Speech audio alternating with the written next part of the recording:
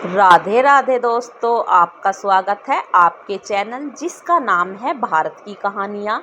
आज हम आपको एक कहानी सुनाने जा रहे हैं जिसका नाम है पूजा का ढोंग क्यों।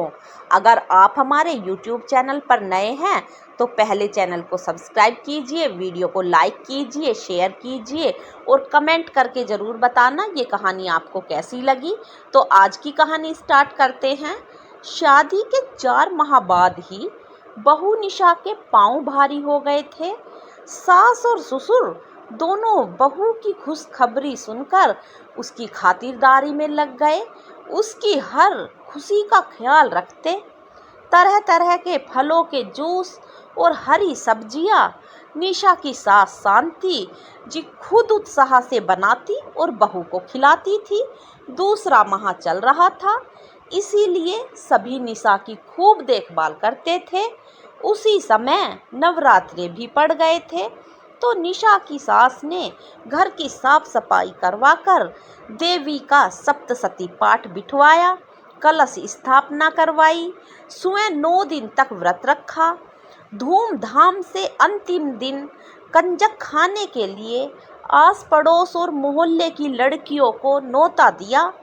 उनकी कोशिश थी कि कोई भी कन्या रूपी देवी छूट न जाए।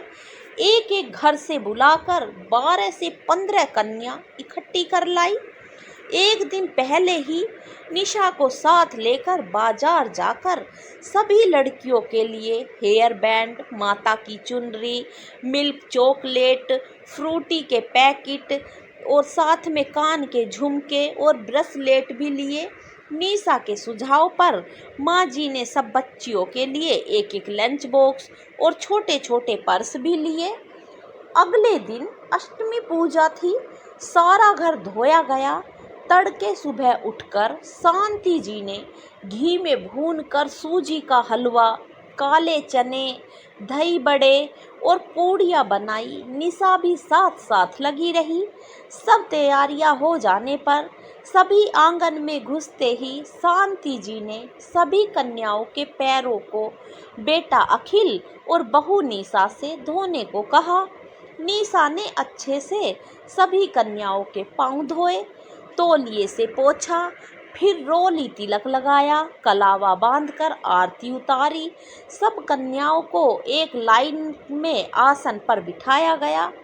निशा बहुत खुश थी कि माँ जी नवरात्रों का कितना विधि विधान पूजन करती है और सभी कन्याओं का कितना सम्मान भी करती हैं। सबको प्यार से भोजन परोसने का काम भी सासू माँ ने निशा और अखिल से करवाया था। उसके बाद सबको 20-20 रुपए दिए। हलवा, पूड़ी और चने एक एक लंच बॉक्स में रखकर, साथ में सारा सामान एक पर्स में रखकर सारी कन्याओं को दिया। माँ जी के कहने पर बेटे बहू ने जाते समय सभी कन्याओं के चरण छूकर दक्षिणा दी। उन सब कन्याओं का हाथ बहू के सिर पर रखवा कर हर एक से सासू माँ ने निशा को आशीर्वाद दिलवाया। इस तरह बड़े शानदार ढंग से ससुराल में निशा ने पहली बार नवरात्रि बिताई। अगले सप्ताह शांति जी नियमित जांच के लिए गर्भवती निशा को नर्सिंग होम ले गई। जांच के बाद माँ जी ने निशा को बाहर बैठने को कहा और नर्स से कुछ खुसर पुसर करने लगी। निशा ने कुछ कुछ सुना कि माँ जी गर्भ का लिंक जांच करवाना चाहती हैं, तो सुनकर हैरान हो गई। घर आकर निशा ने अखिल को सब बात बताई तो वह भी बोला कि माँ कह रही हैं तो कुछ सोच समझ कर ही कह रही होंगी, तुम चिंता मत करो। शाम को खाने के समय निशा को उदास देखकर शांति जी ने कारण पूछा तो निशा ने सहज ही बता दिया कि माँ जी, मैंने आपको अस्पताल में आपकी सारी बातें सुनी। लड़का होने वाला है या लड़की, ये जानने की आखिर ज़रूरत क्या है। शांति जी ने प्यार से निशा को पहले खाना खाने को कहा और खाना खा लेने के बाद उसे समझाया कि ये तुम्हारे ही भले के लिए है। अगर पहली बार ही बेटा हो जाएगा तो फुर्सत हो जाएगी, नहीं तो बेटी होने के बाद फिर बेटे के लिए दूसरा बच्चा भी करना पड़ेगा। और आजकल एक किसी से संभलता नहीं तो दो किसके बस की बात है। निशा को सन देखकर माँ जी ने उसे समझाया कि देखो बेटा, मेरी सास का भी एक ही बेटा और मेरा भी एक ही बेटा और आगे तुम्हारा भी एक ही बेटा हो, इसीलिए शुरुआत में ही जांच करवा कर बच्चा पैदा करने में ही होशियारी है। निशा अब भी मुंह लटकाए दिखी तो उन्होंने उसे दिलासा दी कि देखना, इस बार भी घर में बेटा ही आएगा, तुम निश्चित रहो, मेरी पूजा पाठ व्यर्थ नहीं करेगी देवी माँ।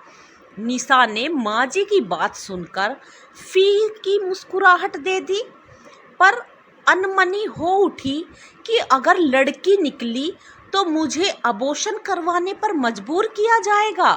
वह समझ नहीं पा रही थी कि पिछले हफ्ते ही तो माँ जी ने कितने धूमधाम से कंजक पूजा की थी और अब बेटा बेटी जैसी बात कर अपने को ओछा कर रही हैं।